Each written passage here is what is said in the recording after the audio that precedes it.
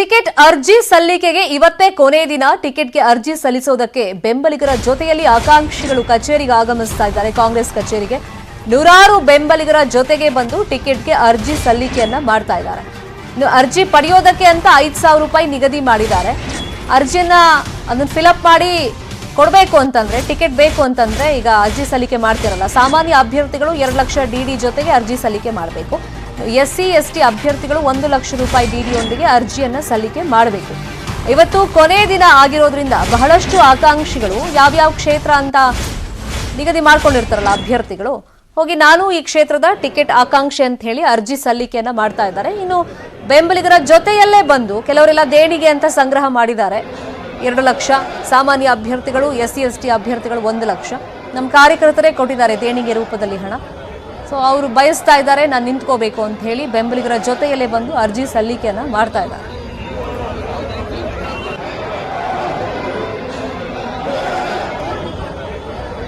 ಈಗ ಹಂಗ್ ನೋಡೋಕೋದ್ರೆ ಒಂದು ಲೆಕ್ಕ ಸಿಕ್ಕಿದೆ. ನಿನ್ನೆ ಸಂಜೆವರೆಗೆ ಪಡೆದಿರುವಂತ ಒಟ್ಟು ಅರ್ಜಿಗಳು 1056. ಅರ್ಜಿ ಪಡೆದಿರುವಂತ ಪರಿಶಿಷ್ಟ ಜಾತಿ ಪಂಗಡದ ಆಕಾಂಕ್ಷಿಗಳು 350 ಆಗಿದ್ರೆ ಸಾಮಾನ್ಯ ವರ್ಗದ ಆಕಾಂಕ್ಷಿಗಳು 700 ಇದ್ದಾರೆ. ಡಿಡಿ ಜೊತೆಗೆ KPCCಗೆ ಸಲ್ಲಿಕೆ ಆಗಿರುವಂತ ಅರ್ಜಿಗಳು 450.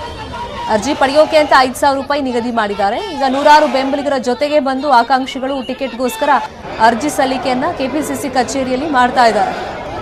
ಇವತ್ತು ಕೊನೆ ದಿನ ಆಗಿರೋದ್ರಿಂದ ಇವತ್ತು ಬಹಳಷ್ಟು ಸಂಖ್ಯೆಯಲ್ಲಿ ಬೆಂಬಲಿಗರ ಜೊತೆಯಲ್ಲಿ ಬಂದು ಆಕಾಂಕ್ಷಿಗಳ ಅರ್ಜಿ ಸಲ್ಲಿಕೆಯನ್ನು ಮಾಡ್ತಾರೆ.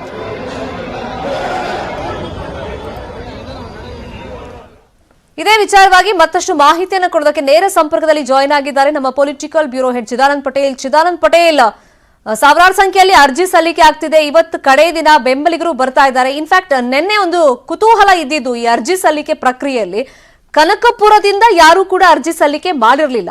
ಸೊ ಆ ಥರ ಸ್ಪೆಷಲ್ ಫ್ಯಾಕ್ಟರ್ಸ್ ಏನೇನಿದೆ ಅರ್ಜಿ ಸಲ್ಲಿಕೆಯಲ್ಲಿ?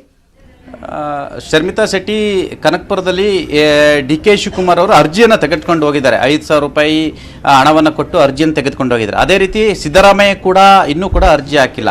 ಅನೇಕ ನಾಯಕರುಗಳು ಕೂಡ, ಕೃಷ್ಣ ಬೈರೇಗೌಡ ಸೇರಿದಂತೆ, MB ಪಾಟೀಲ್ ಸೇರಿದಂತೆ ಅನೇಕ ನಾಯಕರು ಕೂಡ ಇನ್ನೂ ಕೂಡ ಅರ್ಜಿ ಹಾಕಿಲ್ಲ. ಆದರೆ ಅರ್ಜಿಯನ್ನು ತೆಗೆದುಕೊಂಡು ಹೋಗಿದ್ದಾರೆ. ಇಲ್ಲಿ ಪ್ರಮುಖ ಕುತೂಹಲ ಅಂತ ಹೇಳಿ ಕನಕಪುರದಲ್ಲಿ DK ಶಿವಕುಮಾರ್ ಬಿಟ್ಟರೆ ಮತ್ತೆ ಯಾರು ಕೂಡ ಅರ್ಜಿ ಹಾಕಲ್ವಾ? ಯಾಕಂತ ಹೇಳಿದ್ರೆ ಕನಕಪುರ ಕಾಂಗ್ರೆಸ್ನಲ್ಲಿ DK ಶಿವಕುಮಾರ್ ಬಿಟ್ಟರೆ ಉಳಿದು ಯಾರು ಕೂಡ ಅರ್ಜಿ ಹಾಕುವಂಥ ಧೈರ್ಯವನ್ನು ಕೂಡ ಮಾಡೋದಿಲ್ಲ. ಅದು DK ಶಿವಕುಮಾರ್ ಒಬ್ಬರೇ ಅನ್ನೋದು ಸತ್ಯ. ಆದರೆ ಕೋಲಾರ ಮತ್ತು ವರುಣಾ ಕ್ಷೇತ್ರದಲ್ಲಿ ಯಾರು ಅರ್ಜಿ ಹಾಕ್ತಾರೆ ಅಂತ ಹೇಳಿ, ಯಾಕಂತ ಹೇಳಿದ್ರೆ ಇದು ಮ್ಯಾಂಡೇಟರಿ ಮಾಡಿರೋದ್ರಿಂದ ಸಿದ್ದರಾಮಯ್ಯ ಕೂಡ ಅರ್ಜಿ ಹಾಕಬೇಕಾಗಿದೆ. ಸಿದ್ದರಾಮಯ್ಯವರು ಕೋಲಾರದಿಂದ ಅರ್ಜಿ ಹಾಕ್ತಾರಾ, ವರುಣಾದಿಂದ ಅರ್ಜಿ ಹಾಕ್ತಾರ ಅನ್ನೋದು ಕೂಡ ಸದ್ಯದ ಕುತೂಹಲ ಅಂತ ಹೇಳ್ಬೋದು. ಒಟ್ಟಾರೆ ಪ್ರಮುಖವಾಗಿ ಒಟ್ಟು 1056 ಅರ್ಜಿಗಳು ಬಂದಿರುವಂಥದ್ದು. ಈ 1056 ಅರ್ಜಿಗಳಲ್ಲಿ ಪರಿಶಿಷ್ಟ ಜಾತಿ ಮಕ್ಕಳದ ಮತ್ತು ಪಂಗಡದ ಆಕಾಂಕ್ಷಿಗಳು ಒಟ್ಟು 350 ಜನರು ಅರ್ಜಿಯನ್ನು ಪಡೆದಿರುವಂಥದ್ದು. ಉಳಿದಂತೆ ಸಾಮಾನ್ಯ ವರ್ಗದವರು 700 ಜನ ಅರ್ಜಿಯನ್ನು ಪಡೆದಿರುವಂಥದ್ದು. ಅನೇಕ ಕ್ಷೇತ್ರಗಳಲ್ಲಿ 2-2, 3-3 ಅರ್ಜಿಗಳಿರ್ತಕ್ಕಂಥದ್ದು. ಕೆಲವೊಂದು ಕ್ಷೇತ್ರಗಳು, ಇದು ಈಗ ಎಕ್ಸಾಂಪಲ್ ಸಾಗರ ಕ್ಷೇತ್ರದಲ್ಲಿ ಅಪ್ಪ ಮಗಳು ಅಂದರೆ ಕಾಗೋಡು ತಿಮ್ಮಪ್ಪ ಮತ್ತು ಅವರ ಪುತ್ರಿ ರಾಜಾನಂದಿನಿ ಅರ್ಜಿ ಹಾಕಿರುವಂಥದ್ದು. ಅದೇ ರೀತಿ ಬಿಜಾಪುರದಲ್ಲಿ ಶಿವಾನಂದ ಪಾಟೀಲ್ ಮತ್ತು ಅವರ ಪುತ್ರಿ ಸಂಯುಕ್ತಾ ಪಾಟೀಲ್ ಅವರು ಅರ್ಜಿ ಹಾಕಿರುವಂಥದ್ದು. ಶಿವಾನಂದ ಪಾಟೀಲ್ ತಮ್ಮ ಕ್ಷೇತ್ರ ಬಸವನ ಬಾಗೇವಾಡಿಗೆ ಅವರ ಪುತ್ರಿ ಸಂಯುಕ್ತಾ ಪಾಟೀಲ್ ಅರ್ಜಿ ಹಾಕಿದರೆ, ವಿಜಯಪುರಕ್ಕೆ ಶಿವಾನಂದ ಪಾಟೀಲ್ ರವರು ಅರ್ಜಿಯನ್ನು ಸಲ್ಲಿಸಿರುವಂಥದ್ದು. ಹೀಗೆ ಬಾದಾಮಿಯಲ್ಲಿ ಚಿಮ್ಮನಕಟ್ಟಿ ಅರ್ಜಿ ಸಲ್ಲಿಸಿರುವಂಥದ್ದು ಮತ್ತು ಅದೇ ರೀತಿ ಅವರ ಪುತ್ರ ಕೂಡ ಅರ್ಜಿಯನ್ನು ಸಲ್ಲಿಸಿರುವಂಥದ್ದು. ಹಾಗಾಗಿ ಒಂದೊಂದು ಕ್ಷೇತ್ರಕ್ಕೆ 2 ಜನ ಅರ್ಜಿಯನ್ನು ಸಲ್ಲಿಸಿರುವಂಥದ್ದು ಮತ್ತು ಕೆಲವೊಂದು ಕ್ಷೇತ್ರಗಳಲ್ಲಿ ಅಪ್ಪ ಮಕ್ಕಳು ಅರ್ಜಿಗಳನ್ನು ಸಲ್ಲಿಸಿರುವಂಥದ್ದು.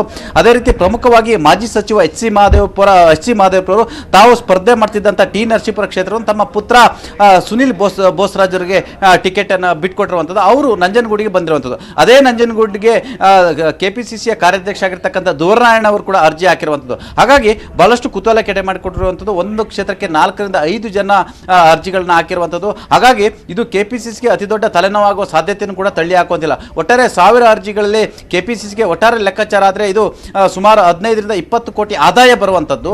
ಆದಾಯದ ಬೆನ್ನಲ್ಲೇ ಅಷ್ಟೇ ತಲೆನೋವು ಕೂಡ ಇರುವಂಥದ್ದು. ಜೊತೆಗೆ ಘಟಾನುಘಟಿಗಳ ಕ್ಷೇತ್ರದಲ್ಲಿ ಯಾರೆಲ್ಲ ಅರ್ಜಿ ಹಾಕ್ತಾರೆ ಅನ್ನೋದು ಕೂಡ ಸದ್ಯದ ಕುತೂಹಲ ಅಂತ ಹೇಳ್ಬೋದು. Sharmita, fine, thank you Chidanand.